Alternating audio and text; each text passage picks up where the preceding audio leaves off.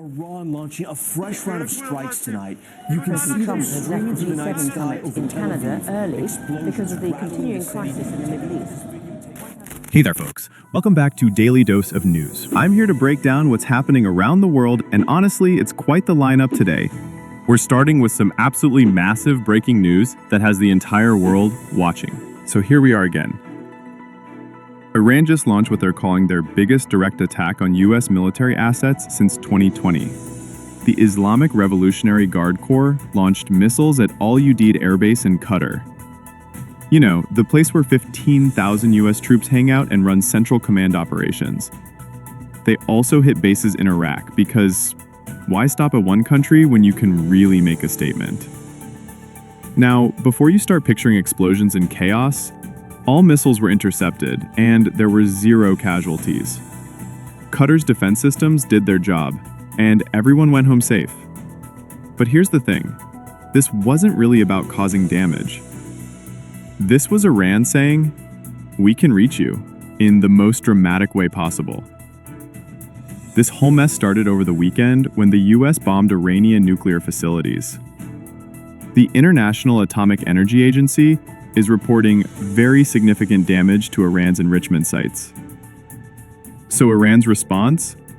Operation Blessings of Victory, because nothing says blessing like launching missiles at your enemies. What makes this particularly interesting is that Iran actually coordinated with Qatar beforehand. They basically said, "Hey, we're gonna launch some missiles at your airspace. Hope that's cool." And Qatar was like, "Well, at least you asked nicely." The Trump administration even knew it was coming. Surat in Gujarat is currently experiencing what officials are calling extreme flooding, after heavy rainfall absolutely hammered the region. We're talking about over 7 inches of rain in some areas. Multiple neighborhoods across Surat are completely underwater right now. Schools have been shut down, which, let's be honest, is probably the only silver lining kids are seeing in this whole mess. Local authorities are scrambling to evacuate residents from the worst-hit areas. The Indian Meteorological Department is warning that Gujarat should brace for more heavy to extremely heavy rainfall over the next few days. Now, speaking of things that are definitely not going according to plan, let's talk about what's happening thousands of miles away in Japan. Mount Shinmoadake on Kyushu Island decided to wake up from its nap in the most dramatic way possible yesterday. We're talking about explosive eruptions sending ash plumes high into the sky. And by high, I mean the kind of high that makes airplane pilots very, very nervous. The volcano has disrupted nearby communities and put authorities on high alert. They're monitoring everything from ash distribution to potential lava flows.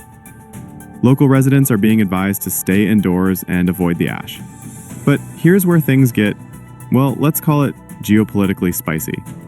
While we're dealing with floods and volcanic eruptions, the United States decided to add a little military action to the mix.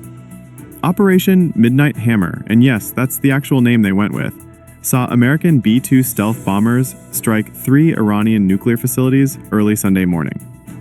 We're talking about Fordow, Natanz, and Isfahan, basically Iran's nuclear program's greatest hits. President Trump announced that these facilities have been, quote, completely and totally obliterated, unquote. The operation involved 7 B-2 Spirit bombers that flew all the way from Missouri to Iran. Here's where it gets interesting, though, and by interesting, I mean potentially catastrophic. Iran's response was swift and predictable. They launched missile attacks into Israel, because nothing says proportional response like, well, more missiles.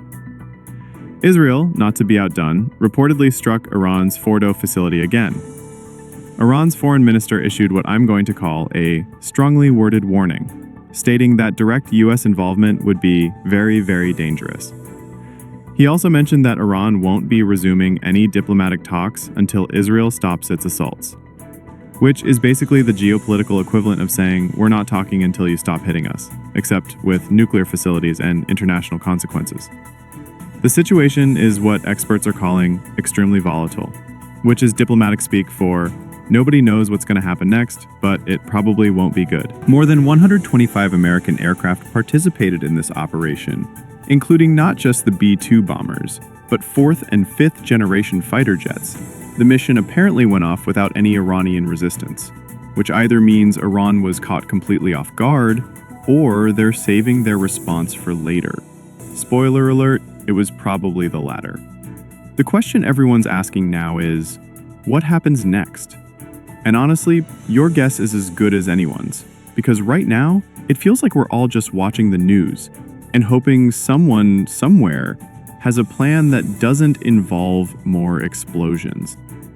That's your global conflict roundup for today. Stay informed, stay safe, and remember, in times like these, reliable information is more important than ever.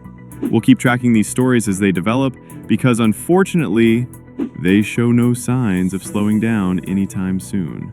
Stay safe out there, news junkies, and remember, when the world gives you chaos, make a YouTube video about it. Peace out.